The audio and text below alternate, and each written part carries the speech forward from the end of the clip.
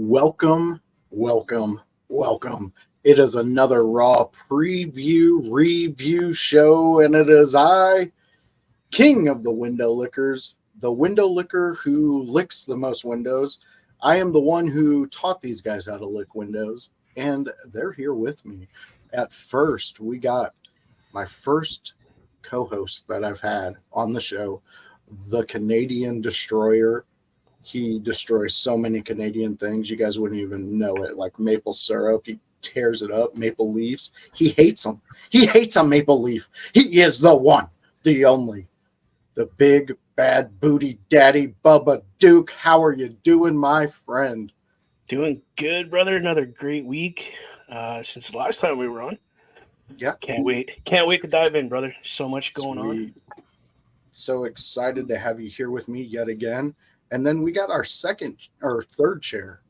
Third chair. You cannot come into this without knowing the third chair held by the chicken parmesan champion, the spaghetti massacre, the linguine murderer, something. I don't know. You know him. You know him. You've known him. You've seen him. If you went to West Noble, you know who he is. He is the Bulkster, Terry Hans. How are you doing, my friend? I'm doing pretty good, brother. Bulkamaniac. He gave us the old Bulkamaniac. We got Chris Best coming in saying, "Good evening, gentlemen." Good evening, Chris Best. Thank you for joining us before the show of yours, which is the Raw Patrol, which brings me to the special guy that comes and hangs out with us. He's not our special friend. He's our third friend. He's the guy who comes in when he ain't got nothing else to do, and he wants to make sure that the show goes properly, and his name's not destroyed. It is OMD. How are you doing, my Canadian brethren? I am doing very, very well there, JJ, Bulkster, Bubba. But Bubba, like me, as you can see, I'm adorned here in my Maple Leafs gear. This is true. I've got my crash helmet on, and I'm ready to go lick some chalk paint. Awesome. I like that. OMD's out here just licking up some paint for us, making sure he stays on the levels that we're all on. Exactly. So, I mean, That's why he's here. that is exactly why he's here. And what brings him here is Raw Monday night, fellas. Yeah, buddy. We all know that our Super Bowl's coming up. I mean, it's almost here. It's around the corner. Almost. It's so amazing. I cannot wait for this. Yes, it is about time, Bubba. So tonight's show is going to be a tad different. What we're going to do is we're going to recap what Raw was from last week. Just try to do it real quick. And then we're going to jump into talking about what's coming up for the Bulkster. You got an event coming up with the Boar's Nest. You guys doing a little link up. And then we're going to discuss more about the Boar's Nest. We also have Chris Best doing a program out of Turnbuckle Talk Studios. Did I say that right? Turnbuckle Studios. Turnbuckle Studios. I'm sorry. I started reading the Turnbuckle chat. Talk is an actual program. Yes, this is true. You are correct, Bubba Duke. That's why I hired you. Checks in the mail. So we're going to do that. We're going to hit all those things, and we're going to just talk some of our favorite matches in WrestleMania history. So, Terry, why don't you give us some couple reviews that you know of from last week? Last week, let's see here. We had a lot of talking happening, which isn't all bad. A lot of people might complain about the talking, but I think it builds story, especially when it's done right. And I think they checkmarked a lot of things that we were missing. A lot of people want to compare this to, hopefully we're getting to the Attitude Era of our generation type thing of this year. But, I'm going to talk about the CM Punk segment. CM Punk and Drew and Seth all out there. You didn't know where they were going to go with this. I mean, they were feeding off the fans. Fans were eating it up. I mean, I don't know if they were just testing the waters, see what the fans were interested in. You know, do you want him to be a referee? Do you want him to be this? Do you want him to be that? What, you know, but I mean, they were looking like they were having so much fun out there, the wrestlers. It wasn't like they were stressed out about, you know, do I say the right things? It was kind of like they were just going off the cuff, and, you know, maybe they had some bullet points, but they were just kind of feeding off each other and the fans. So it's great to see. Yeah. I mean, that was a big fun segment, and it just makes you more excited about the Drew and Seth, and then, you know, I guess you have Punk on commentary.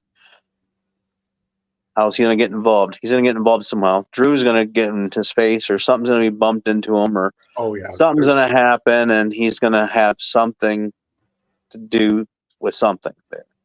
Yeah, definitely. I mean, I know you're saying it like that because you're not writing the script, so you absolutely don't know, but you do know something is going to happen because, I mean, you can just rewind the tape anytime that this situation is set up. It's obviously something's going to happen. There's going to be some type of in-your-face thing. I liked what you said, though.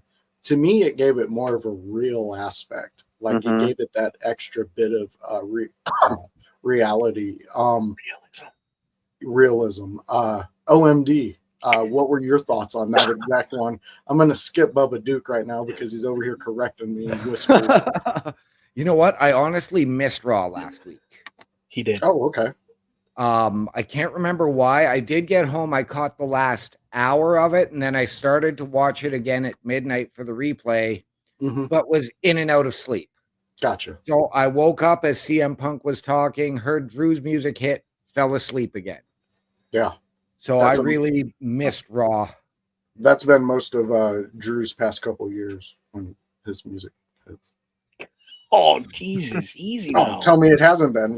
This is the first big moment that they've put him in the past 3-4 months. It is. You're not wrong. I really hope he does have a big appearance and he has a big moment for him. But I honestly, I don't see Drew staying at the WWE. If he was casted for the Winnie the Pooh movie, he'd be Eeyore. Fucking poor me. I didn't have no fans. See, and that's where I think this coming weekend is going to be a massive indicator of what his plans are.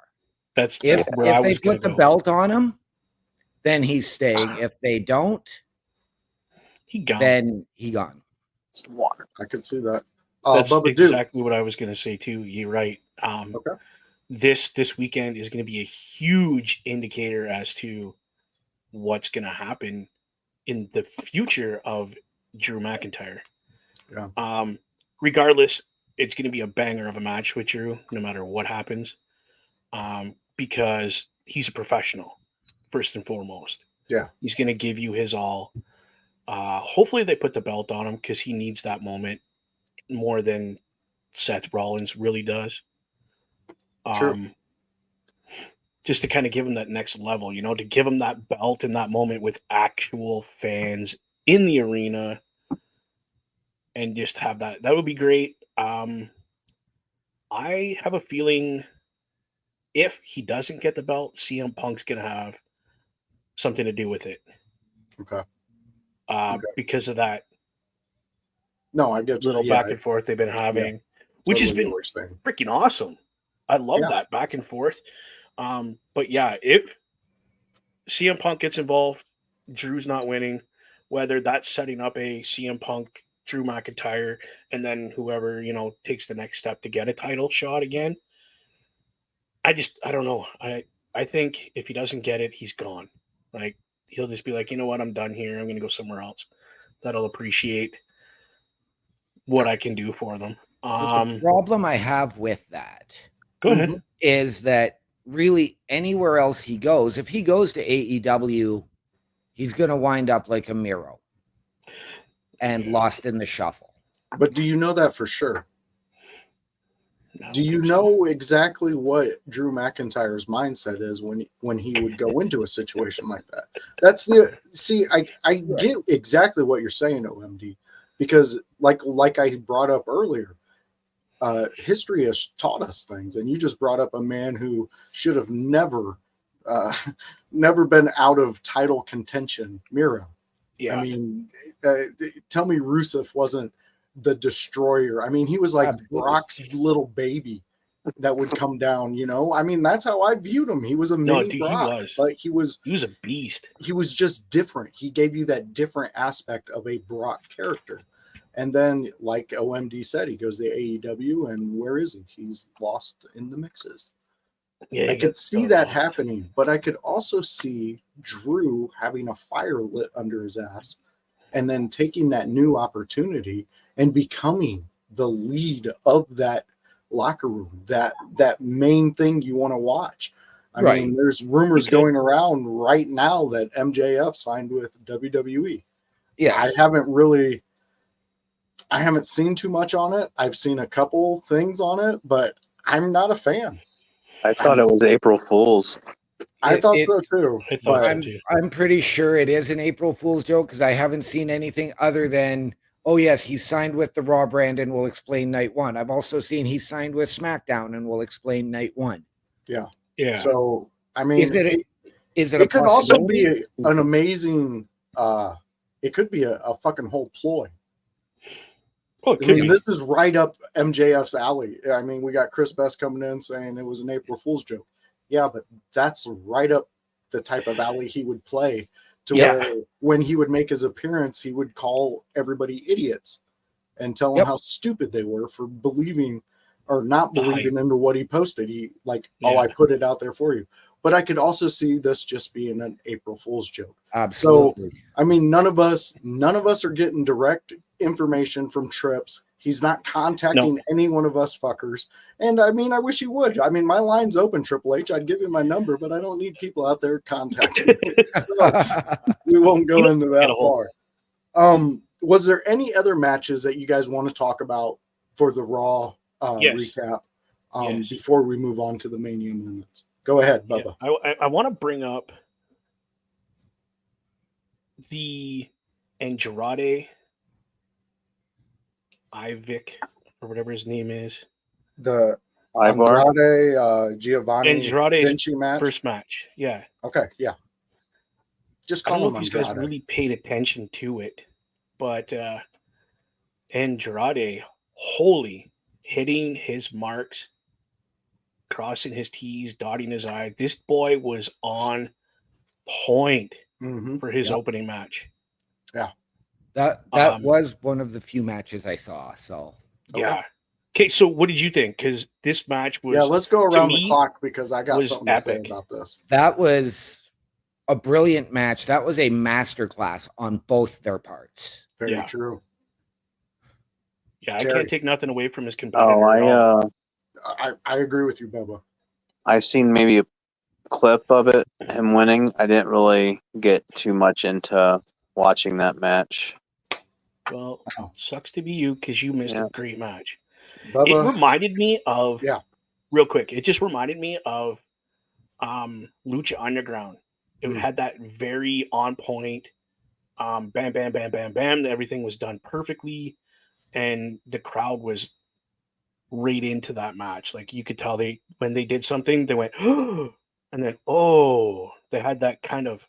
You could feel it was spot on. I wish we had more matches like that. Yeah, I full-heartedly agree with you, but I will say this. Okay. If that match surprised you about Andrade's performance, you have not been watching him this past year. His past year, he was at AEW. I'm telling you, Andrade was Saturday Night Collision's must-see TV. Every match that man did, every move that man did was perfect. It was like when he left the WWE and he went to AEW, something in his mind changed. And it said, maybe I need to take it a little more serious than just having the opportunity. Maybe I need to work a little harder. And he did. He put in that fucking work. Okay. And this is the result you're seeing from that time he was at AEW till now. I mean, Andrade, when his first stint in WWE, he was great. He was a good a good performer. He was good. But now he's a must-see performer because of the work he is putting in that ring. Even in NXT, he was must-see. I know. It was when he got the call-up that they watered him down. Exactly. Yeah, you are correct on that one. It was his NXT was must-see. No, it wasn't his fault. Because that's the era that was going on, though, right? Vince would get you built in NXT to this level and then bring you back down to this level and be like, here's your new character, here's your new. Well, what the hell was the point of being in NXT if you're going to take your character at that level? That's what was depressing. Yeah, he went there and went up to he never went up.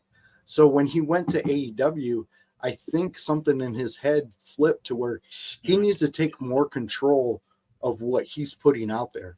And then other people will gravitate to that, which AEW did. Collision was once CM Punk left, Collision turned into the Andrade show. And it was oh my God, it did. Okay. I mean it was AEW. Here's the thing though, like Collision was a show given to Punk. Like, here you go. This is going to be your show. He wasn't going to write for it or anything, but I bet you he would have had a big say in everything that went on there. Well, once he left and had all that everything happened, Andrade stepped up. And Andrade was working his ass off on a Saturday night. And his matches were phenomenal. There wasn't a match that I watched of his during his stint on Collision where I wasn't impressed or more impressed from the week before. So I really think Andrade's hitting his stride right now. And the fans are going to react to it. There's going to be a little transition for him, and he's going to hit some things a little lower than others, and some things are going to hit a little different. But if he keeps at it and keeps doing what he's doing, I could see him being a champion within the next 2 years. What has me disappointed with where they've got Andrade booked is you haven't done much with him since you brought him back at the Rumble. He's had 2 matches on Raw. Yeah. You could have put him very easily into the Ray and Dragon Lee tag match against Dom and Santos. True. But, and I hate to use this word, you've got him relegated to the Andre the Giant Battle Royal on SmackDown. Yeah. True. But again, we don't know what he's going to do during that tag match. Right. That's kind of what I was just going to say. Like, we don't know really what's going to happen, why he's being put there. He's being put there for a reason, not just to be, oh, well, we signed a big contract with you, so here you go. Here's your TV time. I think there's something different going on with Andrade that we're not seeing yet. And I think Chris Best is hitting it here. It's the Triple H factor. Yeah. With the way Triple H showed him in NXT, I think we're going to get that more so. I think Trips is just with Andrade. I think he's playing it like a Jade. You got to give that explosion when it's right. And I think he's going to put him into some type of situation where Andrade gains or he just becomes a flat out heel. And I like heel Andrade. It does not hurt me one bit to see him go against some people that you might not think. I'm gonna go out there with this prediction for July. All right, Andrade is Mr. Money in the Bank. Ooh. So you're jumping it up. You're gonna give him a chance in his first year back at WWE. But I like he's it. Earned it. He has. I know the Andrade I seen was AAA when he was getting into the AEW stuff. He was doing a lot of AAA as well. Incredible matches, like just mind-blowing stuff that he did with these luchas because that's his background, right? Is lucha. So giving him the chance to I acquaint his comeback as the train. Trains don't just go Mach 2. They gotta It's a build. They got to build that. They got to build it. They got to build it. Let's go. Okay. And then he's going to catch that stride. And like you said, championships, money in the bank, apparently. Like, well, that's what I think that's where your Lucha Underground comes in. And the way they're going to put him out is more of a theatric type way the Lucha Underground was. We have a comment coming in here from Chris Best. If Sammy wins the IC title, I could see Andrade challenging for that belt. I could too. Start. But I don't like that match. To me, I don't think that's a good matchup for Andrade, just because I see Sami Zayn more of a. If you put a really athletic guy in there with Sami Zayn, to me, it makes Sami Zayn look a little slower. Okay. Yeah, you kind of that's just how I perceive him in his older age. Because I mean, come on, the Hulua kick, that's just a drunk guy kicking you, trying to do a super kick at a bar because you looked at his lady cross-eyed. You know, it's a great move, but to hit it, I mean, it's like a drunk corner kick. Okay, that's great, Sammy. I love it. I like Sammy in a more of a grappling type environment because I like the way he takes suplexes. I like the way he delivers his what's that? The Blue Thunderbomb? Yeah, the Blue Tiger. I love the way he does that because it's not like your Asian wrestlers where they do it real quick. He's kind of got a slower turn to it, and then the drop just looks more devastating coming from him. So I do like Sami Zayn. I would like to see, if they're going to do that with Andrade and Sami Zayn for the IC belt, I would love to see a Gable in that mix. Just because it'll mix it up just enough to where Gable and Andrade can do the quick shit, and then Sammy can come in with the more methodical type wrestling style. And I just think it would be really cool. Okay. We have Raven Nightfire coming in saying ECW. You got to love the nostalgia of a good old ECW. Yep. And the April Fool's prank that came out regarding that today. Yeah. Yeah. Man, I agree with Chris right there. Gable would probably be Sammy's first feud. That would be a nice one. I like that. I could get behind that, Chris. You are 100% on that deal. Yeah.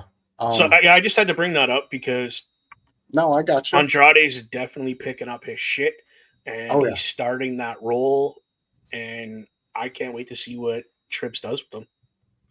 No, I like it. All right, fellas. So, any other Raw reviews you want to do? Terry?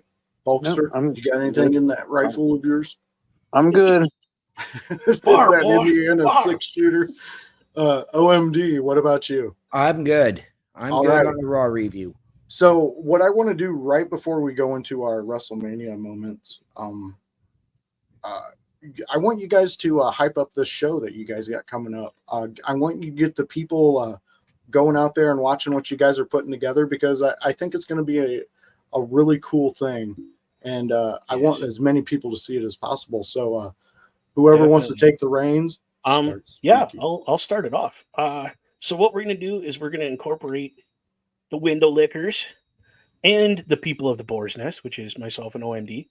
We're doing a 2-night special of WrestleMania, but we're using WWE 2K24. Thank you to the Bulkster.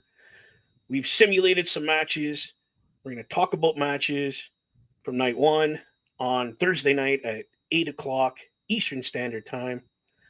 And we're going to go until we're done night one. We're going to watch the matches, talk about the matches, and is that going to be the finish at WrestleMania? And if so, what's your opinion? So we're going to have the three of us, myself, OMD, the Bulkster, and if this gentleman right here feels like popping in, we got room for him. Yeah. Anybody else want to add anything to that? Bulkster. Yeah, I last night, you can always go back to the Bulkster show and actually watch the full 3 hours of WrestleMania, night 1 and night 2's all in one swoop. and this is the first time I've ever like done a simulation of like taking a pay-per-view and putting it to a game. Yeah. But I've seen other creators do it. I was like, you know what? That sounds like something Bulkster could do. And I recreated it. I had to download some characters because all the characters are not on the game right now as of right now. But I was able to create most of the matches that were has been announced. So each night has 6 matches, and I kind of like bounced around as a booker, as in like, oh, I think this will be night 1, like, so I didn't have like, Right. Okay, because I know like match 3 is supposed to be your bathroom break, so I was kind of looking at the matches like, okay, what match would they put in there? No, I like that. That's cool. Yeah. So I try to make it where, okay, the first match is your super. I mean, you had your pre-show match with no one's, it's okay. And then I had the first match of the night. Yeah, go and check out Bulkster show. You can check it out, like I said, that or wait till Thursday and watch us together as we kind of dive deep, watch it, some of it, watch maybe the ending or watch it, whatever. Yep. Because the AI actually put on a lot of good matches and close calls, and I was like, oh my gosh. I like that. That's cool. I like the little twist you put in with playing the Booker part. Yes. And before we go a little further, just real quick, Raven Fire. Let me tell you something. Today is actually the anniversary. I believe it was a few years ago when New Jack responded to me in messaging. Yeah, it came up in my memories today because I watched his Vice documentary, the Dark Side of the Ring, and I just, dude, when people talk about him, some people really try to smear his name, and I get that maybe those people don't understand the brilliance of New Jack. But I'm telling you right now, if I was laying in a hospital bed with my skull fractured and that person did not come and see me, I would be thinking horrible thoughts too. He just had enough balls to fucking do that. So I commended him on being the badass he was. And he actually replied to me. He said, thanks, man. And I really wish I would have got to get with him and sit down and have a conversation. That would have been cool. I would have loved that. Also, fans, not only will you get to experience the Bulkster giving you WrestleMania with the Boar's Nest, if you stop in Saturday, you will see Chris Best. He is doing a watch along. Is it both nights, fellas? Yes, both nights. Both nights. And he is going to have a lot of the familiar faces you see here and others, such as, I believe, Chris Parrish. Chris Best, obviously. Is Carl joining, or we're not sure? It's going to depend on Carl's schedule. There could be a Carl sighting, and anytime he's on screen, you gotta love it. I mean, Carl Carif. Is it Carl Carafel? Yep. That's it. All right. Yes. First time I said it. It's awesome. Right on. Anyways, yeah. So Carl, he's brought a lot of us together. I mean, honestly, he's one. Him and Parrish were the first guys I seen that did this on your guys' end, and then they introduced me to you guys, and you know, I always love pumping Carl up. He's a great guy, a real brain to this industry that I enjoy.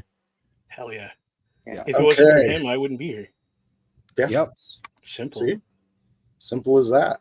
Yep. Is there any other shows we need to promote, fellas? Check out Turnbuckle Talk tomorrow at 8:05 Eastern Standard Time. They're having their own little WrestleMania show as well. So I would definitely check that out with Carl, Chris Best over there, and OMD is going to be dropping into that show as well. Awesome. Yes. Yeah, and let's not forget, coming up right after this, Bubba and I head over to the Raw Patrol. There you go. OMD. coming in with that nice professionalism, sliding it in there, letting the Raw Patrol eat at the table. We love it. Yes. Yeah. And fans, just so you know, if you stick around with us at the end of this, we raid out to right there. So I can take you there. All you got to do is jump in the back. Don't mind the smell because, well, there's no roads where we're going. So that's why I've got my crash helmet on. Speaking of our good friend that joined us, OMD,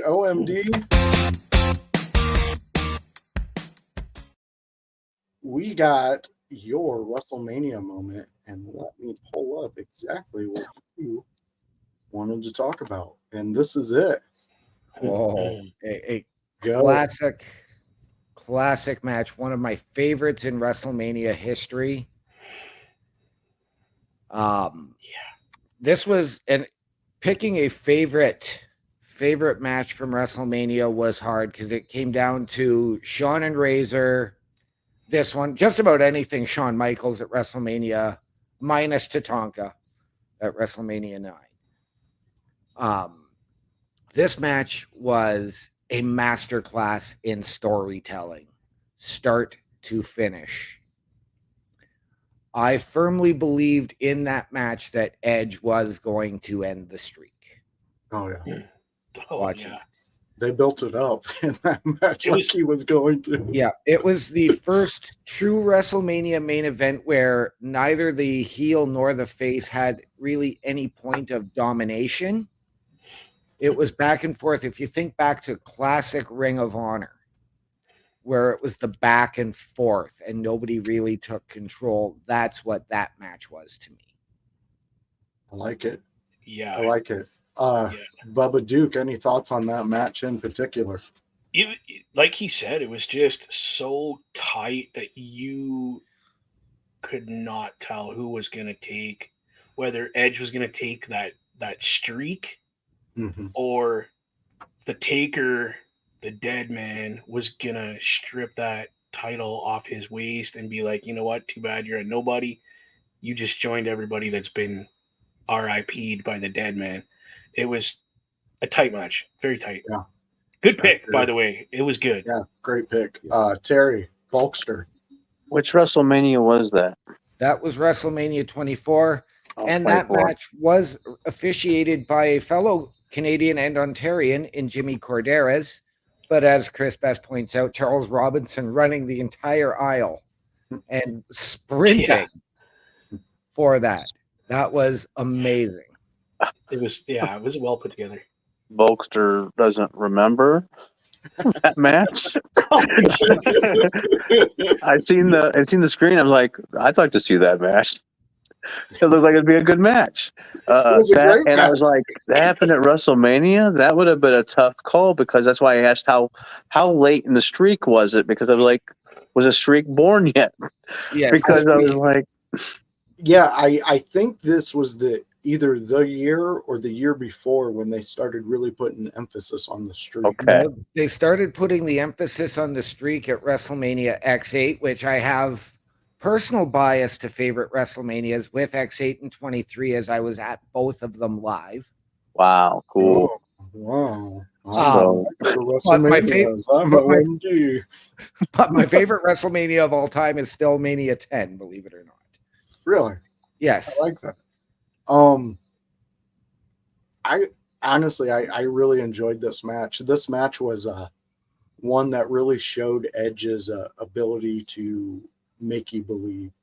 He really shined in the moments where Taker would just literally take him and throw him and do what he wanted with him, and Edge landing and almost making you believe that the dead man just broke Edge in half.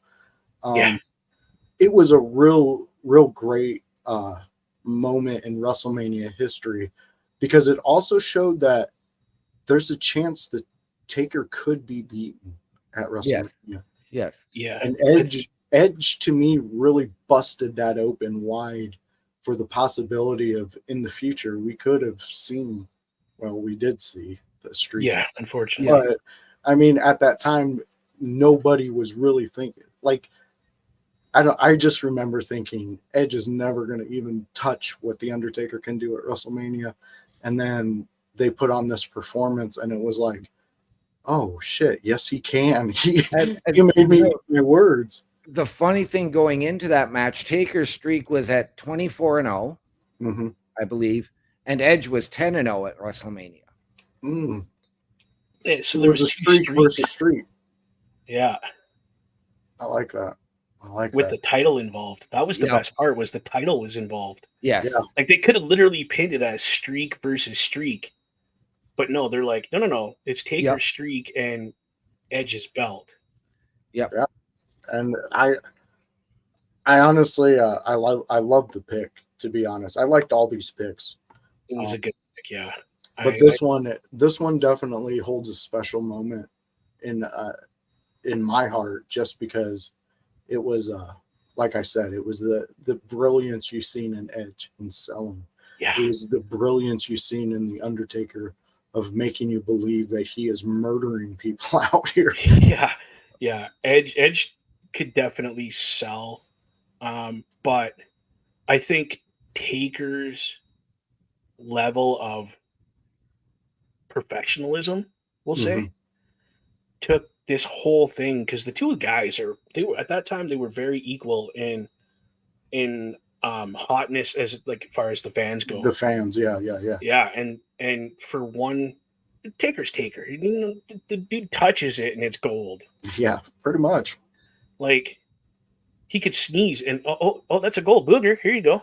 Like, Edge at that point in time was just he had this 10 WrestleMania thing. He had the title. He had that great run that was going, and then Taker's like, "No, that's my belt, bro," and we're doing it, WrestleMania, and they made me a believer in WrestleManias again, because I had just been like, well, it's just another stupid pay-per-view that's even longer than the normal ones, and who cares anymore?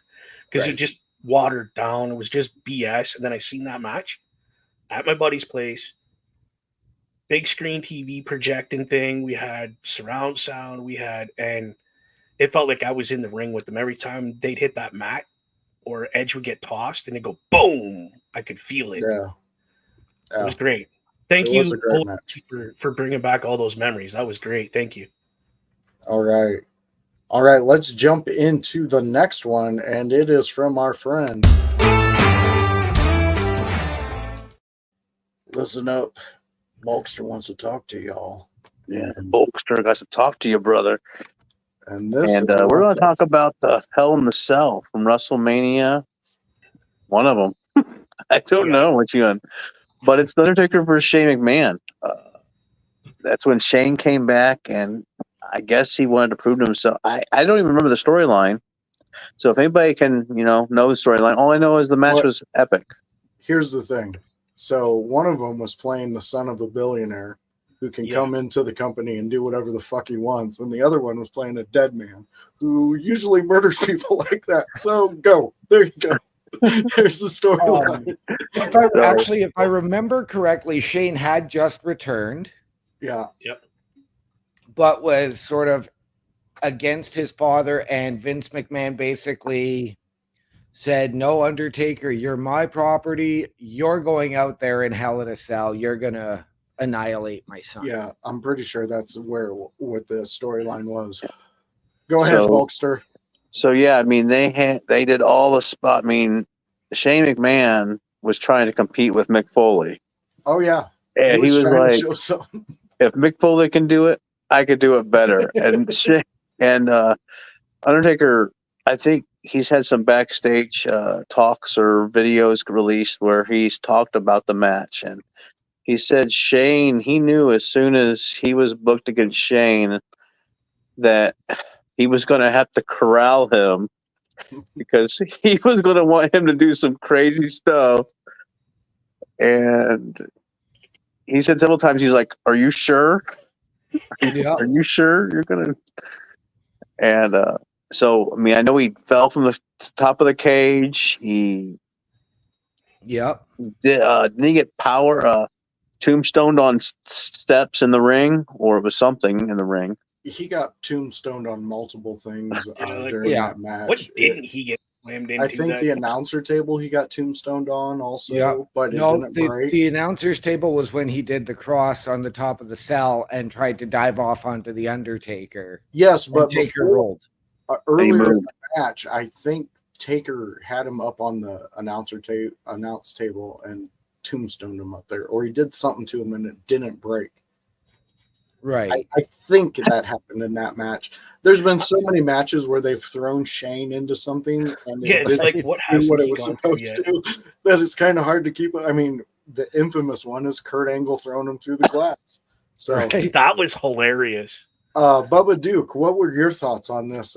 Remembering back Shane O'Mac versus The Undertaker, Hell in a Cell. This literally during this WrestleMania, no disrespect to The Undertaker. Please don't take this as disrespect. Love the man. Yeah, it was my piss break. It was my piss break. Because I hated Shane so bad that I left the room.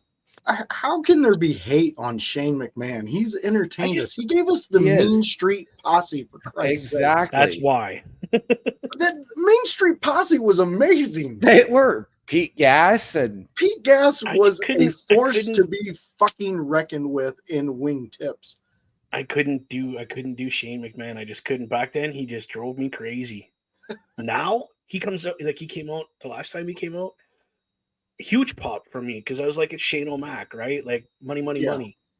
But back then, I hated they forced him down our throats back in the day. Yeah. And he was young. He was able to do that stuff. I mean, he was able to get chased by the Big Show and get thrown off Titantrons and shit like that. You know, it was amazing. And bounce off glass barriers and I mean, that one I laughed at. Okay, I will. I laughed hard because many people did. I bet you the ref fucking laughed a couple times. Like, Jesus Christ! I'm sure Kurt Angle did too. He's like, really, kid, you couldn't. The one thing you have to do right, you couldn't even do it right. If you go back and you listen to Kurt Angle talk about that, he was like what Terry was saying with the Undertaker. And he was like, "Are you sure you want to go through this? Okay, well, you're going through it." And then every time he would try harder and harder, but. You know, it was like OMD. What were your thoughts on that Mania moment? I mean, again, I loved this match. Yeah. Again, I thought the storyline was a little BS for it, but I loved the match. But I mean, just about anything the Undertaker did in his prime and leading up to that at Mania was gold. But it was sort of after that you really saw him start to curtail. Yeah. No, I can agree. And you could see his career was starting to wind down. I believe he was just doing his one match a year still at that point. I think so too. Yeah. Yeah, that was his one. Yeah. But even still, it's like, okay, when is it time? Yeah. And that's when you could start to notice, okay, maybe it's time you hang them up. The body's starting to break down. Taker in a Cell is still appealing. It is. If you tell me he's today going to be at this WrestleMania, that's the match I'm watching. I mean, if you told me you're getting Undertaker versus AJ Styles in a Cell this year, I'm down. There. Let's watch it. Let's see what can happen. Yeah. Party time. Yeah. I like that. Great pick, Terry. Thank you. I enjoy that moment in WrestleMania too. I'm a Shane McMahon fanatic. I think the dude was phenomenal back in the day. I love the way he was able to make you hate him. He was Dirty Dom back in the day. Yeah. I mean, he's we should be calling Dirty Dom Shane 2.0, but you know, I digress. Dirty Dom's doing a great job. All right, so here we go. Bubba, get the topic. Yeah. And let's see what Bubba's WrestleMania moment is. Do it, brother. It's a classic. We got Ricky the Steamboat Dragon versus Macho Man Randy Savage. Oh, yeah. So, Bubba Duke, talk to us about this. Talk to Bulkster, brother. That match, hands down, Again, no disrespect to Taker in that awesome streak, but this made me want to wrestle this match. Watching, because I was a macho man. I was the dude. I went out anytime I was allowed to dress up for an occasion. I was macho man, and I would be like, "Oh yeah, step into a Slim Jim." That's fucking did that all day, every day. It was awesome. The promos they did for this match, the match itself, like how many spots did these dudes hit in that amount of time that they had? And the stuff they could do was just really, dude, you just gave us like the top 5 WrestleMania moment ever. Yeah. Ever. I go back and I watch this match on YouTube. I go and I find it on different things and I'm watching it and people can hear me just going, "Oh, fuck yeah." And they're like, "Dude, what are you watching?" I'm like, "Macho Man and Steamboat, bro." And it starts a whole conversation of wrestling with people that never watched wrestling because they've seen that match. Right. Rise to the top. Oh, yeah. Macho Madness, yeah, it's got more to it. I had to drop it. That's the interview, bro. That's epic. I love that with the little milk. Oh, yeah. I mean, the cream always rises to the top with the Macho Man. OMD, do you have any insight on this? Again, you're going back. You are going back to the WWF days when the wrestling stood for wrestling. It's not about sports entertainment back then. So I don't really remember this match, but thank you, Bubba. I think I'm going to have to go pull the WrestleMania 3 VHS out of the box set when I go to bed tonight. Oh, yeah. I'm coming to cuddle. You got a real pretty mouth, boy. Full circle fans, that's our full circle moment of the night. Oh, yeah. Oh, yeah. But again, just a classic, a technical masterpiece, and the story these two told. Very true. Again, very true. Amazing. That was wrestling. Yeah, you're 100% right on that. Now, Bulkster, I know one of the participants in this match, he kind of had a little incident with you. You were trying to steal Miss Elizabeth. You were trying to steal her. You Miss know, Elizabeth wanted the Bulkster brother. And what were your thoughts on the match, or did you even see this one? Do you even remember? Are you old enough? He's older. Relived it playing WWE 2K24 during the 40 years of WrestleMania. You play that match, and it cut to clips, and you play it, and you do things, and so from what I've seen, it looked like it was a very epic match. I've probably seen it because I know I got VHSs back in the day and watched it, but can I remember everything that happened? No, but I did play it recently and was able to play through it and see all the different moves and the back and forth. And I was like, this looks, and how well they hype it up. Oh, yeah. And in that time, it was a instant classic. Oh, yeah. I really, I love this match. It is one of my, like Bubba Duke said, top 5 WrestleMania matches. I would honestly say this is my second all-time favorite match.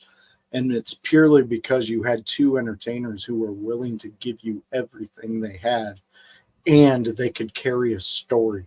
This really showed that they could run multiple big storylines at the time, as opposed to just focusing on one big giant star.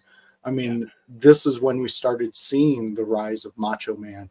He was becoming, some would say, bigger than Hogan. Some would say that they prefer Macho Man over Hogan. I honestly would say that is something. To me, Macho Man was highly misunderstood and highly just thought of as a novelty. Like once he was in WCW for long enough, he just became, oh, we have Macho Man. Did you see Macho Man? We have him. Did you see him in the back? Yeah, he's in red and black, or he's in white and black. You go check him out back there. Yeah, okay, that's great. But there was so much you could have done more with Macho Man. There's just so much about the dude. I could do a whole hour show on just my love for the Macho Man.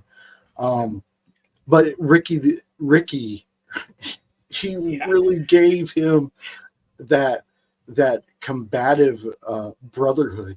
I mean, these guys gave everything they could in that match, and it really cements the idea of some of these entertainers that we see, some of these wrestlers that we see, in all aspects of entertainment. You can tell the ones who actually love being in that moment and sharing that moment with us, the people who pay to go see them, the people who buy their merchandise, the people who still talk about them, even though they're not with us anymore. I mean, like, Macho Man was a brilliant human being, and it really sucks that the world of wrestling doesn't have his mind and didn't have his mind in it for a long period of time. Yeah.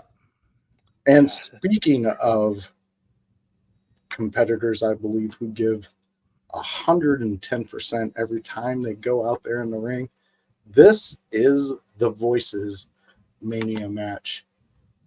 Kurt Angle versus Brock Lesnar. Now, this match, I know what some of you are going to say, and it was a sloppy match at some points. I get that. But you have to understand, Brock Lesnar was a young man at this time. Yeah. This was his big moment with Kurt Angle. And Kurt Angle was he was in his life doing the Kurt Angle life that he's doing. But here's the thing where they connected. These guys, no matter what they were doing, because they did funny ass spots too before all of this. So we knew that they had the chops to make us laugh, to make us, buy into what they're doing. But this feud, this cemented. I mean, you had two of the greatest mat wrestling monsters to ever step on a mat. I mean, Kurt Angle won Olympic gold medals with his broken freaking neck. Brock Lesnar was a Minnesota fucking monster. Like, these guys have careers outside of this ring that are something to admire, something to strive for if you're in that world of wrestling. And then for them to come together as two bulls, I mean, we've seen Brock do things that we didn't think Brock really should do in this match. And we've seen Angle get out of the way just barely. I mean, Bubba Duke, what are your thoughts on this match? I wasn't a Brock guy. I'll admit. I appreciate that he could wrestle. Yes. I just didn't like the guy. I didn't like him. Kurt Angle, not my favorite guy neither, but I pulled for him in this match. I believed in this match. They sold the match to me. Like, if I could have bought tickets, I would have bought it just to see this match. Yeah. To be honest. It was good. It was a little sloppy, but when you got two big giant guys like that, and Kurt Angle being Kurt Angle, and Brock just being a green kid at that point, really, you're going to have a couple of hiccups, I'll call them, in a match. It's not going to be perfect, but they didn't let that destroy the match. Yeah. Yeah, they had a hiccup. They moved on. They had a hiccup. Yeah, they moved on. Yeah. They didn't dwell on, oh, shit, we just screwed up, bro. What are we going to do? And they're, collar and elbow trying to figure out what to do. No, they just, okay, let's keep going. We got to hit this. We got to do this. Let's go. Which made it a good match. Yeah. Which I can understand why you picked it as your match. It was good. OMD. Again, a great match for the exposure that it brought to Brock. But again, as Bubba alluded to as well, really showed how green he was. Very true. In particular with that shooting star press. I wasn't going to say it. Which he almost broke his fucking neck. Yeah. And it's, I think Kurt Angle should have rolled inwards to actually absorb it as opposed to rolling away from it. Yeah. That could have helped a little more. But I mean, and again, because we weren't as aware of CTE and all of that at that time, it was only starting to come. Yeah. Our knowledge and awareness of it. Mm-hmm. So again, the fact that there was that little bit of a delay, but yes, they did move on while the ref checked on Brock and Kurt. Okay, I'm going to take my water break or whatever. But there's only so much you can do when a person's safety and health is at risk. Very true. But they played it so well. Yep. Like he just powdered out, did his thing, come back. Okay, Brock's good. Okay, let's go. There was a lot of the last I heard on Kurt Angle speaking about this specific match was on Joe Rogan, and he knew there's some move that happened, but he knew he was concussed, and he had a concussion a majority of that match. So a lot of that stuff he said was mostly like instinct and just like robotic movements of we got to get through this. Yeah. Terry, do you remember this match? I remember the Shooting Star press. Mm-hmm. Wait, Shooting Star. Is that what it's called? Yeah. Yeah, it is. But anyway, I remember that. What he did isn't really it. Yeah. But yeah. I remember when it was a nasty landing. Oh, yeah. It wasn't like his head kind of actually edged into Kurt's side. Mm-hmm. Okay. Yeah, because Kurt rolled outward like OMD said. Okay. He should have rolled inward and absorbed more of his body when it came down. Yeah. So, yeah, I remember that bit. I don't remember too much after that. I mean, I'm not even sure. I know I probably watched some of these live. I just don't recall all the. I mean, you have your small moments, and that's like the infamous moment from that match is that thing. Exactly. And I don't even think people really even realized it was an injury. People just thought, "Dang, that was awesome." Yeah. He got the "you fucked up" chant. That was about it. But anyway, that's about it for that. I don't know. Yeah, no, I get you, man. Yeah, and that's cool. People, like, if you're sitting here and you're saying anything about the Bulkster and not remembering these matches, you have to understand Bulkster's been watching this shit for a long time. Yeah. So it's almost like he resets certain eras because he's got to fill in the next consumption. He takes this much. I am your average fan that just enjoys the show and enjoys the moment. That's good, dude. He has a great time. So I mean, like if you ever catch us doing something, a watch along or something like that, come and join us, especially if the Bulkster's with us. He brings a real fun element to it. All right, fellas, we're coming up on the 8 o'clock hour. Yep, and I know it's a hard hour, so go ahead, OMD and Bubba Duke, give us your socials so people can hit at you. Well, if the people want to find me, they can find me on Facebook at Daniel Hrycyk, Hrycyk. They can find me on Snapchat, One Man Dynamic, capitals on OM and D, on Twitch at OMD17, and on Discord at OMD6370. And I got to thank you, JJ, for getting me onto Discord. Oh, no worries. As well, you can catch me momentarily flipping over to Turnbuckle Studios and doing the Raw Patrol with Chris Best, Carl Carafel, Bubba Duke, and Chris Parrish doing his weekly run-in. Yeah, buddy. All right, Bubba Duke, hit him with them socials. Yes, you could catch me at the YouTubes. It's Bubba OMD. That's YouTube, Bubba OMD. That's our Thursday nights gaming and news and movies and everything we do. Catch me on Facebook. You can join my group, actually. It's The Boar's Nest with Bubba Duke. We're all there having our good times, posting fun things about news, movies, sports, wrestling, anything that's current. I'll throw it up there for you, by all means. Definitely catch me, The Boar's Nest, Thursday, at 8 p.m. Eastern Standard Time, where we're going to be playing a new game this week. Come check it out. Correction, we are not playing a new game this week. Oh, that's true too. Oh, yes, no. We're doing the Raw. We are doing the WrestleMania preview with the Bulkster. Suck it up, Bubba Duke. All right. Hey, Bulkster, you think you can save this episode? Bubba, what are you doing?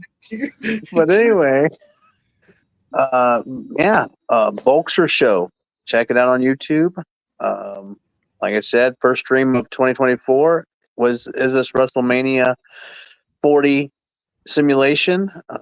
You can catch it raw footage, or like I said, come join us and on Thursday and Friday as we explore and talk about WrestleMania 40 that's coming and predictions and stuff like that.